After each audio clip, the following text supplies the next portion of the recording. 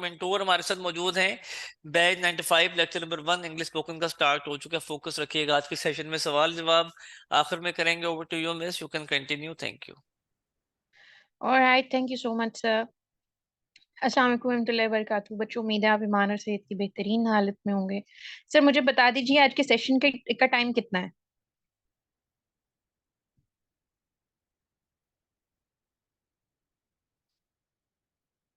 Okay students, सो हम अपना lecture start करते हैं। स्पोकन इंग्लिश का हमारा लेक्चर है। 12 लेक्चर्स हमारे कोर्स के होंगे और जो बाकी लेक्चर्स हैं उनमें हम एक्टिविटीज करते हैं, इनमें हम क्वेश्चन आंसर सेशंस करते हैं ताकि आपकी कोई क्वेरी जो आपके व्हाट्सएप ग्रुप में अनक्लियर रह जाए वो हम वहाँ क्लियर कर सकें। कोर्स की बात करते हैं। सबसे पहले कोर्स आउटलाइन देख लेंगे। कोर्स आउटलाइन देखने का फायदा क्या है? Why we are gonna see check this outline और why we are gonna study this outline. पहली चीज तो ये है कि आपको पता चल जाता है कि कोर्स में क्या चीजें हैं। दूसरी चीज है आपको पता चल जाता है कि कहाँ आप लैक कर रहे हो और कहाँ कहाँ आपको उन सारी चीजों को मैनेज करना है या उन सारी चीजों को बेहतर बनाना है। ठीक है। लेक्चर नंबर 1 में क्या करेंगे? हम एम्स एंड ऑब्जेक्टिव्स को पढ़ेंगे, 7 C's ऑफ कम्युनिकेशन को पढ़ेंगे, सेल्फ इंट्रोडक्शन का पार्ट 1 पढ़ेंगे। लेक्चर नंबर 2 में हम प्रोनाउंसिएशन प्रैक्टिस करेंगे। प्रोनाउंसिएशन क्या है कि इंग्लिश लैंग्वेज के जो वर्ड्स हैं उनके साउंड को इकट्ठा करके किस तरह से अल्फाबेट्स के साउंड्स को इकट्ठा करके किस तरह से एक लफ्ज बनाया जाता है। हम देखेंगे why it's compulsory to learn the sounds of words. Tongue twisters क्या हैं? Formal ways of spoken English क्या है? Formal ways of spoken English क्या है कि हमें एक बात, एक अच्छा कम्युनिकेटर जो होता है वो एक बात को एक तरह से नहीं कहता, वो एक बात को डिफरेंट तरीकों से कह सकता है। ठीक है। जिस तरह अगर आप में से कुछ लोग कंटेंट राइटर होंगे तो उन्हें बात पता होगी कि जब हम कंटेंट लिख रहे होते हैं तो we are not supposed to repeat a word again in same paragraph. So same goes for communication. If you are a good communicator, you have to use new words rather focusing on घिसे पिटे लफ्ज. So then we will talk about self-introduction part 2, and we will also study pronunciation exercises, sounds of words. In lecture number 3, we will talk about parts of speech, and that will be their journal introduction. Then we will talk about tongue twisters. In the formal ways of spoken communication, we will say how to say welcome as an answer to gratitude. Now, what is gratitude? That is thank you. And welcome as a hospitality gesture. जब कोई आपकी place पर आए या जब कोई आपके घर आए तो आपने उसे किस तरह से वेलकम कहना है। और फिर हमारी प्रोनाउंसिएशन एक्सरसाइज होगी, sounds of the word. Lecture number 4 में हम क्या बात करेंगे? लेक्चर नंबर 4 में हम बात करेंगे नाउन, प्रोनाउन और वर्ब की और उनका यूज क्या है स्पोकन इंग्लिश में। फिर हम टंग ट्विस्टर्स को देखेंगे, formal ways in spoken English communication को देखेंगे कि how to accept something in a formal manner और what are the formal ways to say yes. और प्रोनाउंसिएशन एक्सरसाइज हमारी होगी sounds of the words. After that हम लेक्चर नंबर 5 में देखेंगे इंग्लिश ग्रामर इन यूज। हम बात करेंगे एडजेक्टिव, एडवर्ब और प्रेपोजिशन पे और उनका यूज क्या है स्पोकन इंग्लिश में। टेंसेस के इंट्रोडक्शन पढ़ेंगे कि टेंसेस क्या है, किस तरह से इस्तेमाल होते हैं। फिर formal ways of spoken English में हम देखेंगे how to reject something in formal manner और what are the ways to say no, किस तरह से नो कहा जा सकता है। प्रोनाउंसिएशन एक्सरसाइजेस में हम साउंड्स ऑफ वर्ड्स को देखेंगे। लेक्चर नंबर 6 में हम देखेंगे इंग्लिश ग्रामर इन यूज और फ्रीलांसिंग। जो लोग आपको कहते हैं कि स्पोकन इंग्लिश सीख के आप फ्रीलांसिंग नहीं कर सकते, उस सवाल का जवाब आपको इस लेक्चर में मिल जाएगा। प्रीफिक्स और सुफिक्स को देखेंगे। पार्ट्स ऑफ स्पीच में देखेंगे हम कंजंक्शन और इंटरजेक्शन को और उनका यूज क्या है स्पोकन इंग्लिश में।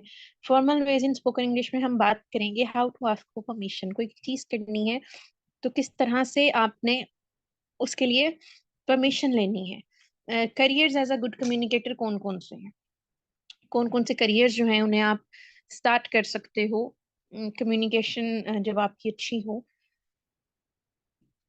फ्रीलांसिंग प्लेटफॉर्म पे हम बात करेंगे फाइवर पे, और प्रोनाउंसिएशन प्रैक्टिस हम करेंगे बाय डायलॉग्स। डायलॉग से करने का क्या फायदा होगा कि आप रोल प्लेइंग पे शिफ्ट हो जाओगे, आपको पता होगा कि रोल प्ले करना है आपने तो कैसे करना है। ठीक है। टेंसेस एंड फ्रीलांसिंग में हम क्या देखेंगे? प्रेजेंट टेंस और उसकी टाइप देखेंगे, पास्ट टेंस और उसकी टाइप्स को देखेंगे, formal ways of spoken English में हम देखेंगे how to start a conversation, कि कन्वर्सेशन स्टार्ट करनी है तो कैसे करनी है। फ्रीलांसिंग प्लेटफॉर्म में हम लिंक्डइन को देखेंगे। लिंक्डइन क्यों जरूरी है?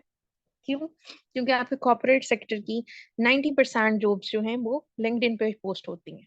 उसके बाद हम प्रोनाउंसिएशन प्रैक्टिस देखेंगे वाया डायलॉग। लेक्चर नंबर 8 में हम बात करेंगे फ्यूचर टेंस पे, और हम बात करेंगे how to end a conversation positive note, कि आपने एक बात खत्म कैसे करनी है, उसे हम पॉजिटिव नोट पे इंग्लिश लैंग्वेज में किस तरह से खत्म कर सकते हैं। फिर हम देखेंगे एक्सलरीज इन इंग्लिश लैंग्वेज को। फ्रीलांसिंग प्लेटफॉर्म में हम देखेंगे अमेजोन और यूट्यूब को, और प्रोनाउंसिएशन प्रैक्टिस अपनी करेंगे वाया डायलॉग। लेक्चर नंबर 9 में हम देखेंगे वोकेबलरी बिल्डिंग को और टाइप ऑफ सेंटेंसेस को। लेक्चर नंबर 9 जो है उसकी वो बहुत ज्यादा इम्पोर्टेंट है। क्यों? क्योंकि आपकी लैंग्वेज की, एक लैंग्वेज जो है उसकी रेंज क्या होती है, कि आपकी वोकेबलरी कितनी स्ट्रोंग है, आप उस लैंग्वेज में कितने लफ्ज आते हैं। जो देखो फॉर एग्जांपल एक बच्चा है ना, तो उसे 50 लफ्ज आते हैं, ठीक है। अब वही एज एक एडल्ट जो है उसकी वोकेबलरी रेंज, अल्हम्दुलिल्लाह, उसकी वोकेबलरी रेंज जो है वो एक बच्चे की निस्बत तो बहुत ज्यादा होगी। तो वोकेबलरी जो है वो हमें डिफरेंट बनाती है दूसरे लोगों से, कि क्या हम उस लैंग्वेज में हम कितने अच्छे कम्युनिकेटर हैं, ठीक है। हम देखेंगे टाइप्स ऑफ सेंटेंसेस को। वोकेबलरी बिल्डिंग में हम देखेंगे what are the strategies of learning new words, नए वर्ड्स किस तरह से सीख सकते हैं। सिनोनिम्स और एंटोनिम्स क्या है। कॉन्टेक्स्ट को अंडरस्टैंड करके हम किस तरह लफ्जों को, नए लफ्ज सीख सकते हैं। कॉन्टेक्स्ट क्या है कि इर्द गिर्द वाले लफ्जों को देखकर हम किस तरह से नए लफ्ज सीख सकते हैं। Formal ways of spoken English में हम देखेंगे how to show your sadness या ग्रीफ इन इंग्लिश लैंग्वेज, कि आपने किस तरह से बताना है कि आई एम सैड, ठीक है।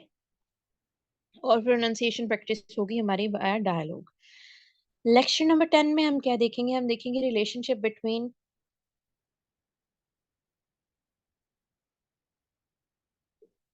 Listening, reading and speaking. और हम क्या देखेंगे? एक्टिव लिसनिंग स्किल्स को देखेंगे। हम देखेंगे कि रीडिंग किस तरह से हमें हेल्प करती है अंडरस्टैंड करने में एक कन्वर्सेशन को, और हम रीडिंग के थ्रू किस तरह से बेटर रिस्पोंड कर सकते हैं। ग्रुप डिस्कशन की क्या इंपॉर्टेंस है लिसनिंग और स्पीकिंग स्किल्स को एनहांस करने में। अच्छा बच्चों, लिसनिंग, रीडिंग और स्पीकिंग, इन तीनों स्किल्स को कहा जाता है कि इंटरवोवन है, ये एक दूसरे के साथ जुड़ी हुई हैं। तो उसमें अगर एक स्किल बेटर होती है तो ऑटोमेटिकली दूसरी स्किल को भी इनहांस करती है। जैसे आप लिसनिंग अपनी बेटर कर लें, आपको लफ्ज समझ आने लग जाए ना, तो आपका रिस्पॉन्स उतना बेटर होने लग जाता है। फिर हम देखेंगे कि रीडिंग कम्प्रीहेंशन को इम्प्रूव करने की क्या टिप्स हैं। अगर हमने ऊंचा बोल के पढ़ के किसी चीज को इंग्लिश सीखनी है तो उसका क्या तरीका है, ठीक है जी। अच्छा, लेक्चर नंबर 11, अच्छा फिर इसमें हम एक लेक्चर नंबर 10 में एक और चीज भी पढ़ेंगे। हम फेमस वर्ड्स और फ्रेजेस पढ़ेंगे इंग्लिश लैंग्वेज के। ईडियम्स और स्लैंग देखेंगे कि इंग्लिश लैंग्वेज में क्या कौन कौन से ईडियम्स हैं, स्लैंग्स क्या हैं, सोशल मीडिया की जो लैंग्वेज है उनका क्या मतलब है। उसके बाद लेक्चर नंबर 11 में हम बात करेंगे how to explain a topic perfectly. Strategies क्या है, कि अगर एक टॉपिक को आपने एक्सप्लेन करना है तो एक कम्प्लेक्स टॉपिक को आप सिंपल टर्म्स में किस तरह से एक्सप्लेन कर सकते हो। विजुअल एड्स का यूज क्या है। फिर हम प्रैक्टिस एक्सरसाइजेस को देखेंगे। उसके बाद हम देखेंगे formal ways of spoken English में how to show your excitement. और स्पीकिंग प्रैक्टिस में आपका क्यू कार्ड टॉपिक होगा, जिसे क्वेश्चन कार्ड या cue card, CUE cue card भी कहा जाता है। आइल्स का आपका सबसे इम्पोर्टेंट स्पीकिंग का मॉड्यूल है, जिसमें आपकी फ्लुएंसी चेक होती है, आपकी वोकैबुलरी रेंज चेक होती है, और इसके ऊपर डिपेंड करता है कि आपके आइल्स में कितने बैंड्स आएंगे। उसके बाद हम इंटरव्यू टिप्स एंड ट्रिक्स की बात करेंगे। हम देखेंगे कि खुद को जॉब इंटरव्यू के लिए किस तरह से प्रिपेयर करना है। कॉमन इंटरव्यू क्वेश्चंस क्या हैं, उन्हें हमने आंसर कैसे करना है। बॉडी लैंग्वेज और कम्युनिकेशन स्किल्स किस तरह से सिंक होती हैं तो हम किसी इंटरव्यू में सक्सेसफुल हो सकते हैं। फिर आपकी फाइनल प्रेजेंटेशन होगी, कोर्स का रिव्यू होगा, और आपको फिर कंटिन्यू आप किस तरह से कर सकते हो अपनी लर्निंग जर्नी, इसके ऊपर मैं आपको गाइड करूंगी। एम्स एंड ऑब्जेक्टिव्स की बात करते हैं, हम कोर्स स्टार्ट करने लगे। हमारा एम क्या है? जिन बच्चों को आवाज स्लो आ रही है ना, आप लोग अपना कॉल का वॉल्यूम बढ़ाओ। अगर मोबाइल से ज्वाइन किया हुआ है तो कॉल का वॉल्यूम इंक्रीज करो, फिर आपका जूम का वॉल्यूम इंक्रीज होता है, ठीक है। एम्स क्या है? कम्युनिकेशन स्किल्स हमने डेवलप करनी है, हमने बेटर इंग्लिश स्पीकर बनना है, हमने अपनी फ्लुएंसी, कोहेरेंस और कॉन्फिडेंस को बिल्ट अप करना है कि डिफरेंट सिचुएशन में हम ये सारी चीजें किस तरह से अपनी स्पीकिंग में इनकॉर्पोरेट कर सकते हैं। प्रोनाउंसिएशन और इंटोनेशन पे हम बात करेंगे। हम देखेंगे कि एक्सेंट हमने अपना किस तरह से बेहतर करना है, जिसे आप एक्सेंट रिडक्शन भी कहते हो। आपकी जो प्रोनाउंसिएशन है उसमें मेरी कोशिश होती है कि आपको ऑटोमेटिकली ब्रिटिश एक्सेंट की तरफ ले जाया जाए, वरना जब आप किसी बड़ी जगह पे जाते हो तो आपको एक्सेंट रिडक्शन के लिए क्लासेस लेनी पड़ती हैं, और वो एक क्लास जो है वो हंड्रेड्स ऑफ डॉलर कॉस्ट करती है, ठीक है। सो एक बात मैं क्लियर कर दूं, एक्सेंट कौन सा यूज करेंगे? हम ब्रिटिश एक्सेंट यूज करेंगे, क्योंकि that is the authentic accent, English का वही एक्सेंट है।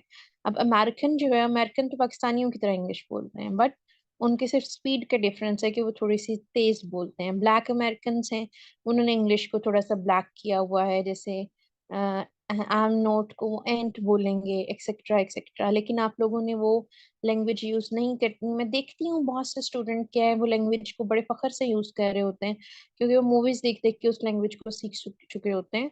But that is not the formal language. तो लोग जब आपको एंट वगैरह यूज कर रहे होते हो तो लोग आप पे हंस रहे होते हैं, रादर दे अप्रिशिएट यू, ठीक है। तो so you have to focus on British accent.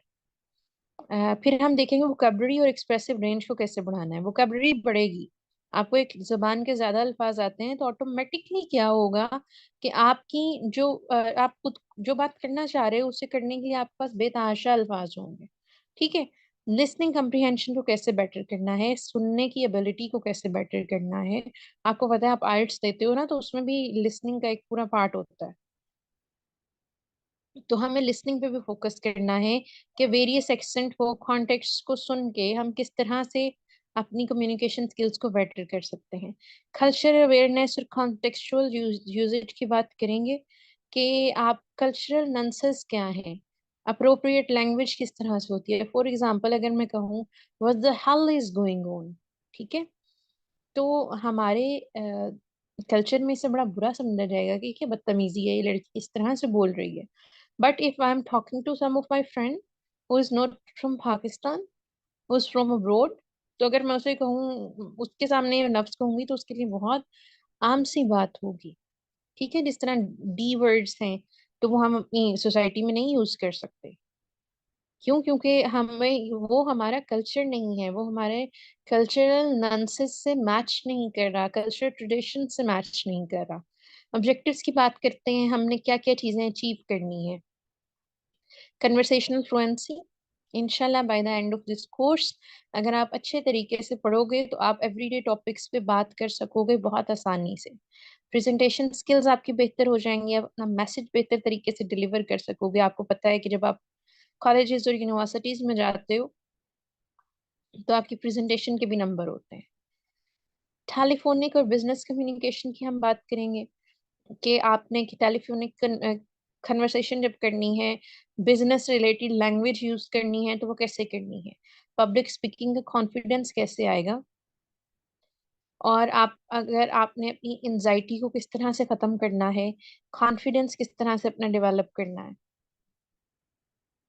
Grammar और सिंटेक्स क्या है, बोलते हुए ग्रामर कैसे एक्यूरेट और करेक्ट रखनी है। एक्टिव लिसनिंग स्किल्स हमने बेहतर करनी है, इडियोमेटिक एक्सप्रेशन और कॉलिकुलिज्म को पढ़ना है। फीडबैक और सेल्फ असेसमेंट, देखो जब हम कुछ सीख रहे होते हैं ना तो हमें सबसे पहले फीडबैक खुद को खुद देना चाहिए, बजाय इसके कि कोई दूसरा बंदा हमें इवालुएट करे, ठीक है। तो हमें खुद को फीडबैक कैसे देना है, खुद को सेल्फ असेस कैसे करना है, अपनी प्रोग्रेस का ट्रैक कैसे रखना है, ये सारी चीजें हम देखेंगे। कल्चरल सेंसिटिविटी की बात करते हैं, हमें पता होना चाहिए कौन सी चीज हमारे कल्चर की नहीं है, कौन सी चीज हमारे कल्चर में यूज नहीं हो सकती, और हमें ब्लाइंडली चीजों को फॉलो नहीं करना। रियल लाइफ स्टिमुलेशन इंशाल्लाह होगी जब आप देखोगे कि रोल प्लेइंग एक्टिविटीज हैं, आप असाइनमेंट्स जमा करा रहे हो, तो उसका आपको फायदा क्या होगा? उसका आपको फायदा ये होगा कि बेटे आपको चीजें बेटर वे में समझ आने लग जाएंगी। आगे बात करते हैं 7 C's ऑफ कम्युनिकेशन की। 7 C's ऑफ कम्युनिकेशन क्या है? 7 पिलर हैं लैंग्वेज के, जिन्हें हम बेहतर कर लेते हैं तो उन्हें हम कहते हैं कि 7 C's ऑफ कम्युनिकेशन है।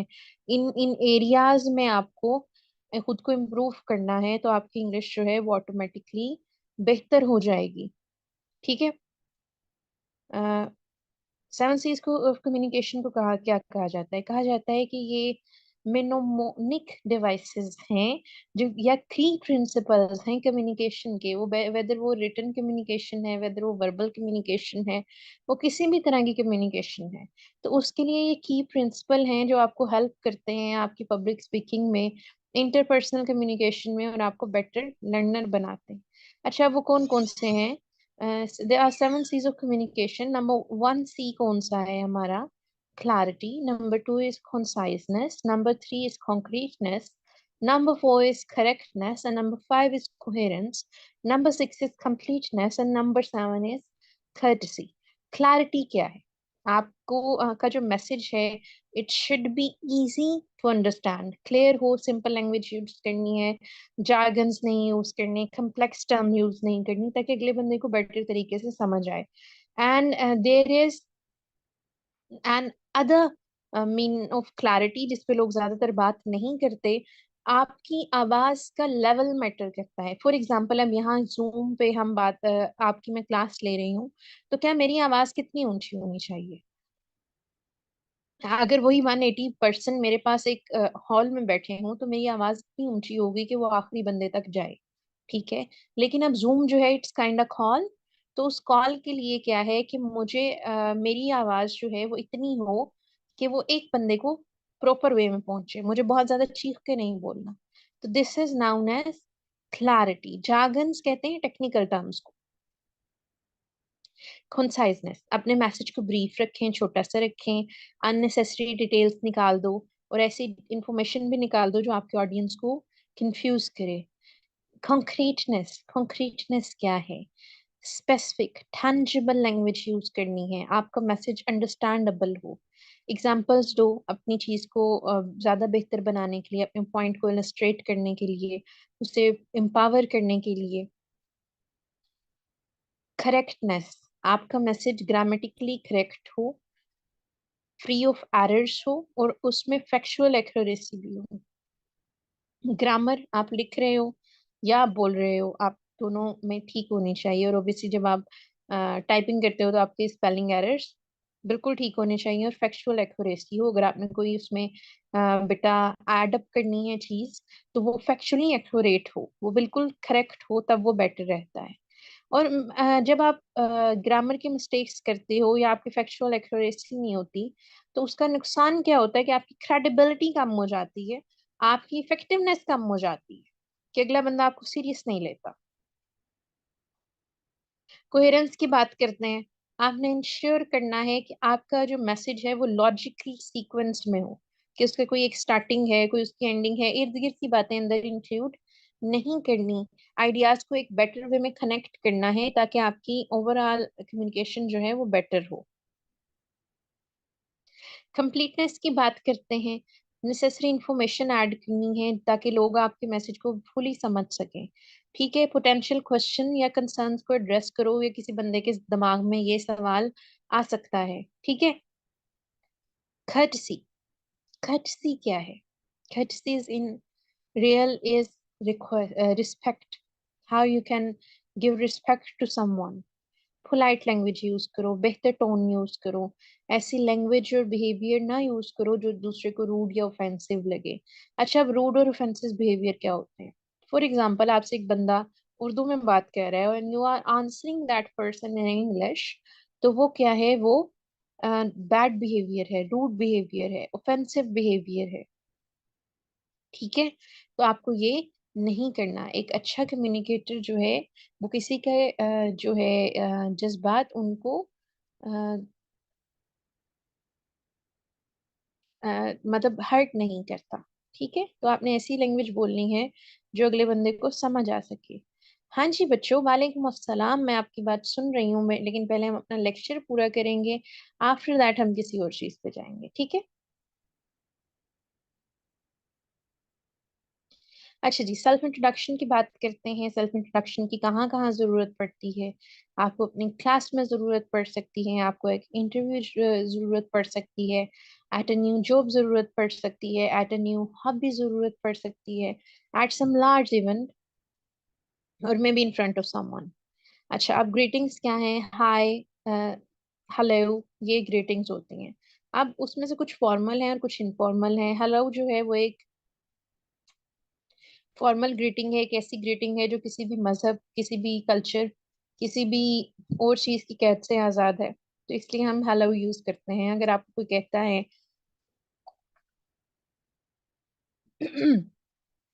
आपको कोई हेलो कहता है तो उसके आंसर में आपको हेलो ही कहना है। ये मिसकॉन्सेप्शन है कि कोई अगर आपको हेलो कह रहा है तो उसके आंसर में आपने हाय कहना है, ठीक है। फिर good morning, good afternoon, good evening और गुड डे यूज होता है। गुड मॉर्निंग सुबह 5 बजे से लेकर दोपहर 12 बजे तक आप गुड मॉर्निंग कहते हैं। उसके बाद आप 12 बजे से लेकर शाम 5 बजे तक गुड आफ्टरनून कहते हैं।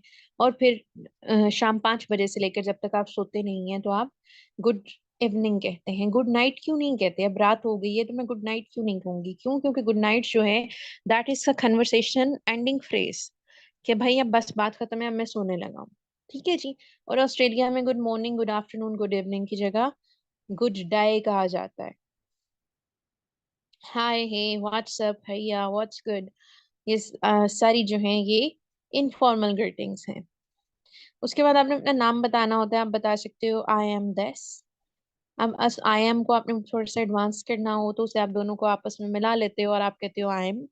फिर माई नेम इज। अब माई नेम इज बहुत बेसिक फ्रेज है, सेकंड थर्ड क्लास ग्रेड से हम पढ़ते आ रहे हैं, बेटर इसे ना यूज करो। लेकिन अगर आपने यही यूज करनी है तो आप कह सकते हो माई नेम्स।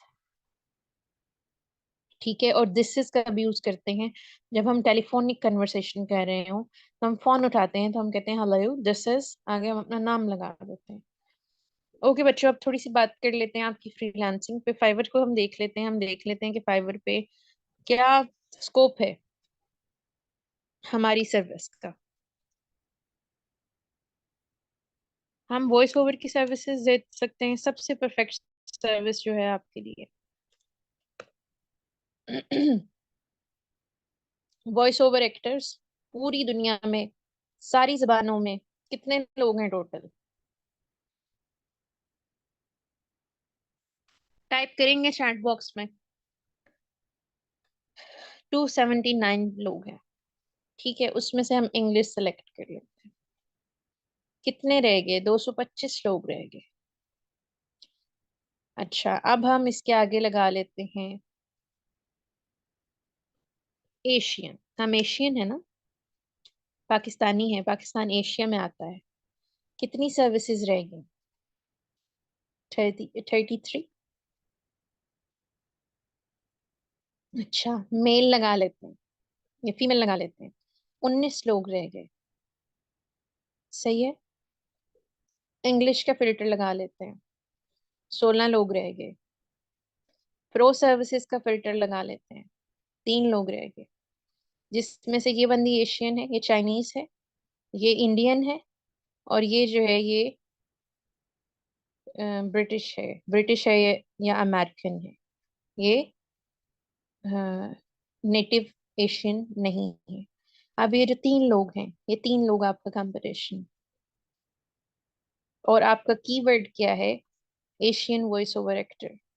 तो क्या इन 3 लोगों को आप compete नहीं कर सकते? आप कर सकते हैं। आपकी जो सर्विस है उसका स्कोप है। 100 लफ्ज हैं। 100 लफ्ज बोलने के कितने पैसे ले रही है? 29,000 पाकिस्तानी। अच्छा, अब एक हम बात करते हैं वॉइस ओवर। हमने सिर्फ चीजों के लिए नहीं करना होता, मतलब सिर्फ आपने एड्स के लिए नहीं करना होता, वीडियो गेम्स और ऑडियो बुक्स के लिए भी होता है। फॉर एग्जाम्पल, वीडियो गेम्स का जो स्क्रिप्ट होता है वो कम से कम कह लो 5,000 लफ्जों का होता है। ठीक है, तो आपने को कितने पैसे मिले? 14 लाख, अगर आप परफेक्ट हो जाते हो। आप उस 5,000 लफ्ज में हमें 4, 5, 6, 8, 10 घंटे भी लग सकते हैं, लेकिन हम एक महीने में अगर इतनी अर्निंग कर रहे हैं तो दैट्स गुड। आप 1 लाख भी कमा लेते हो तो बहुत है बीइंग स्टूडेंट आपके लिए यूज करने के लिए। अब क्या है, आप एक ऑडियो बुक आपकी कम से कम 15,000 अल्फाज की होती है। हम्म। और एक नॉवल जो है वो 1 लाख अल्फाज से ऊपर भी हो सकता है। Got it? तो ये आपकी सर्विस का स्कोप है। जो आपको कहते हैं कि इंग्लिश सीख के आप पैसे नहीं कमा सकते, वो गलत कहते हैं। और आपकी इंग्लिश बेहतर हो तो सारी चीजें हो जाती हैं। जैसे अब उस दिन हम बात कर रहे थे, आपके सीनियर्स को समझाने के लिए उन्हें समझ नहीं आ रही थी यूट्यूब चैनल कैसे बनाना है, तो उन्हें समझाने के लिए एक यूट्यूब वीडियो बना के मैंने यूट्यूब पे डाल दी। ठीक है, अब उसमें लैंग्वेज बेटर थी। ये वो वीडियो है, ये वही स्लाइड्स हैं जो मैंने आपको पढ़ाने के लिए बनाई है। उस पे ऑटोमेटिकली व्यूज आने लग गए। ठीक है, दैट्स इट। यूट्यूब चैनल बना के कमा सकते हो, ढेरों जगह हैं। आप लोगों का वॉइस ओवर, उर्दू का वॉइस ओवर करके दे सकते हो, इंग्लिश का वॉइस ओवर करके दे सकते हो। कोई आपको मना नहीं कर रहा। इवन उर्दू वॉइस ओवर की भी गिग्स हैं, तो आप बोल के पैसे कमा सकते हो। क्यों वॉइस ओवर में पेमेंट क्यों ज्यादा है? क्योंकि ये भी एक परफॉर्मिंग आर्ट है, हर बंदा ये नहीं कर सकता। ये देखें, हर बंदे को ऑर्डर मिले हुए हैं, ऑर्डर्स आते हैं। अगर आप कंसिस्टेंसी से वर्क करते हैं तो आपको ऑर्डर आते हैं। मैं मान ही नहीं सकती हूँ कि आपको ऑर्डर ना आए। इन इस गिग पे जाना सारे, और इसका वॉइस ओवर सुनना, बहुत बेसिक सा वॉइस ओवर। आप अपने सिर्फ मोबाइल का जो ऑडियो रिकॉर्ड है करने वाला है उससे ऊपर आप कर सकते हो। टोन्स पे भी हम बात करेंगे कि किस तरह से यूज करनी है। Just don't worry about it. Alright students, अब आपको क्वेश्चन है तो आप पूछ सकते हैं।